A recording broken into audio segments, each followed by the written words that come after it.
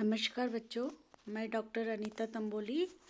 आज हम इस वीडियो में देखेंगे, पिछले वीडियो में आपने पढ़ा था सारणियन क्या होता है, टेबुलेशन किसको कहा जाता है, टेबुलेशन का अर्थ और टेबुलेशन क्यों बनाई जाती है उसके उद्देश्य के बारे में हमने चर्चा की थी।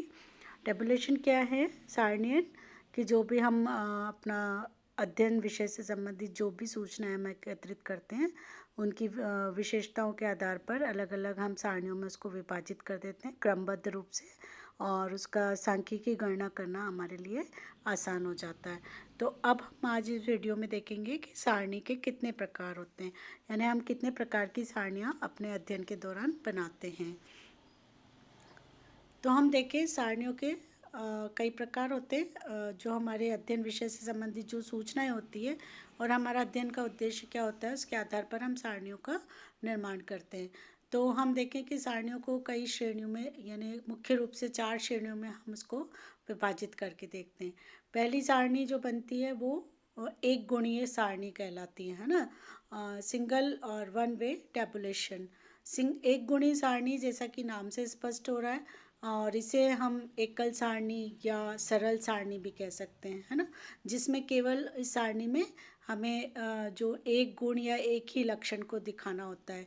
अभी हम जैसे एग्जाम्पल के रूप में आप इस टेबल को देखें, ये टेबुलेशन क्या कहलाती है। जैसा हमने पिछली वीडियो में देखा था कि कॉलम्स होते हैं और रोज़ होती है ना। कॉलम और रो को आप लोग समझ पा रहे होंगे, टेबल देख के आपको आइडिया हो गया होगा कि हम एक एक विशेषताओं को लेते हुए सारनियाँ हम अलग अलग बनाते हैं, और सारणी नंबर 1, सारणी नंबर 2, 3, 4 ऐसे डालते जाते हैं एक एक क्वेश्चंस को लेके, और उसके एक एक विशेषताओं को लेके एक एक सारणी हम बनाते हैं।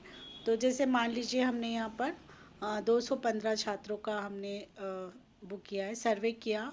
तो यहाँ पर एक गुण ही बता रहा है कि जो इनके प्राप्तांक हैं उनको उतने प्राप्तांक प्राप्त करने वाले कितने छात्र हैं।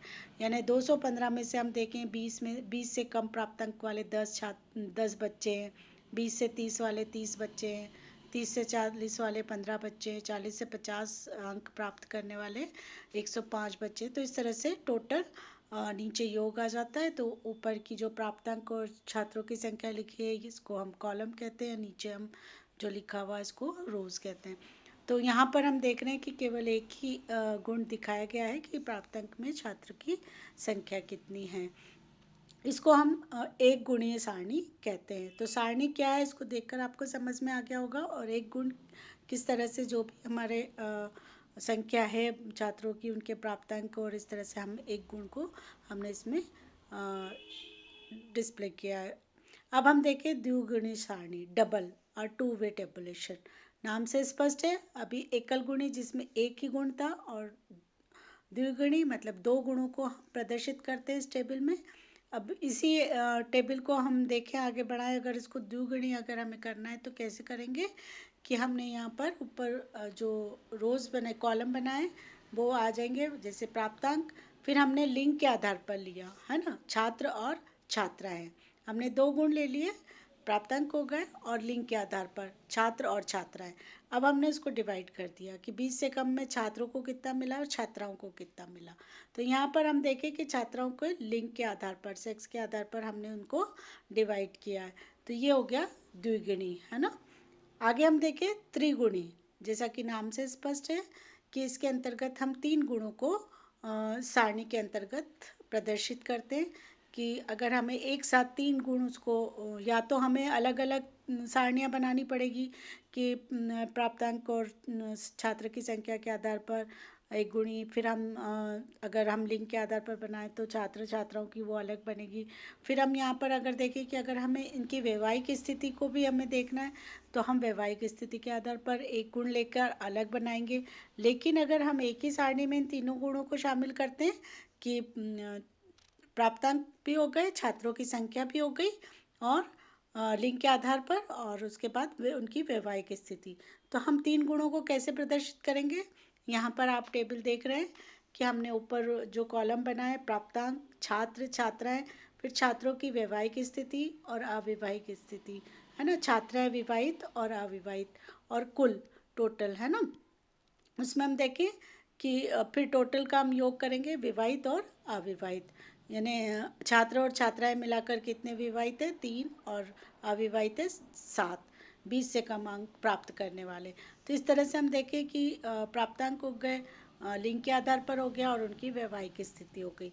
तो हम 3 गुणों को इसके अंतर्गत शामिल कर रहे हैं। तो इसको हम त्रिगुणी जो सारणी है उसको कहते हैं। जैसे यहाँ आप नीचे देख रहे हो कि इसमें प्राप्तांक, लिंग और वैवाहिक स्थिति है ना। तो ये त्रिगुणी टेबुलेशन हो गई। टेबुलेशन आप इसको आप देख रहे हैं तो आपको समझ में आ गया होगा कि टेबल कैसे बनाते हैं। अब हम देखें बहुगुणी। चौथा प्रकार कौन सा आया? बहुगुणी सारणी। यानी हम इसमें बहुत सारे गुणों को शामिल करते हैं। 1, 2, 3 नहीं, 3 से ज़्यादा जब हम गुणों को उसके लक्षणों के आधार पर, विशेषताओं के आधार पर अगर सारणी बनाते हैं तो हम उसको बहुगुणी सारणी कहते हैं। उसमें 4, 5 जितना भी हम उसकी विशेषता एक ही टेबल में बताना चाहेंगे। तो यहाँ हम देखें कि जैसे हमने इसमें अलग अलग कॉलेजेस, यहाँ मैंने आपको क ख ग कॉलेज यानी हमने 3 कॉलेज ले लिए, आपके शहर के या अलग अलग शहरों के कॉलेज को ले लिया या अलग अलग स्टेट के कॉलेजेस को ले लिया और हमने फिर उनमें लैंगिक आधार पर छात्र और छात्राओं की संख्या देखी प्राप्तांक के आधार पर और उनकी वैवाहिक स्थिति देखी कि वो विवाहित हैं या अविवाहित हैं। तो ये यहाँ पर 4 गुण हो गए, यानी कॉलेज हो गए, एक विशेषता कॉलेज की हो गई, प्राप्तांक हो गए, लिंग के आधार पर हो गया और वैवाहिक स्थिति हो गई। तो यहाँ पर केवल मैंने क टेबल शो करी है। हम नीचे ख ले लेंगे, फिर ग ले लेंगे या फिर कॉलेज का नाम दे देंगे या फिर शहर का नाम दे देंगे कि हमने किस शहर के कॉलेज को चुना है। तो इस तरह से ये 4 गुण हो गए, इसको हम बहुगुणी कहते हैं। इनमें भी अगर हम और कुछ ऐड करना चाहें, उनके सब्जेक्ट ऐड करना चाहें या कुछ और विशेषता भी ऐड कर सकते हैं हम कि कितने छात्र किस विषय के हैं, कितने छात्र किस विषय के हैं। तो इस आधार पर हम इसको बहुगुणी सारणी के अंतर्गत हम शामिल कर सकते हैं। जैसे अगर हम सर्वे कर रहे हैं, किसी व्यक्ति के पारिवारिक स्थिति को जानना होता है तो हम एक ही टेबल में परिवार की संख्या कितनी है, उनमें कितने लोग शिक्षित हैं, कितने लोग रोजगार हैं, कितने बेरोजगार हैं, कितने अविवाहित हैं, कितने विवाहित हैं, कितने बच्चे बड़े हैं, इस उम्र के कितने लोग हैं, इस उम्र से इस उम्र तक के कितने लोग हैं। तो इस तरह से बहुत सारे गुण हो गए। अगर हम उनको एक ही सारणी में शामिल करेंगे तो उस सारणी को क्या कहेंगे? उस सारणी को कहेंगे बहुगुणी सारणी। तो इस तरह से आपको अपने प्रोजेक्ट में भी इस प्रकार की सारणियों को बनाना है। जब आप प्रोजेक्ट वर्क करोगे, आपको फाइल बनानी होगी, रिटर्न वर्क जब करोगे सर्वे के बाद, तो जो भी सूचनाएं आपकी एकत्रित होगी क्वेश्चंस के आधार पर, तो उसको आप एक एक क्वेश्चंस की एक एक सूचना को, एक एक विशेषताओं को एक एक सारणी में आप डिस्प्ले करेंगे और उसके बाद इन सारणियों के बाद हम इसको एनालिसिस करते हैं।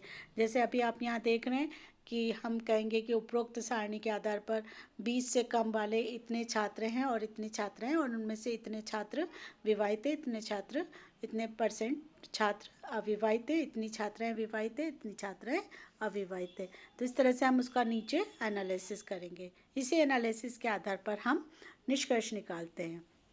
तो इसी तरह के आपको भी टेबुलेशन आपके प्रोजेक्ट वर्क में बनानी होगी।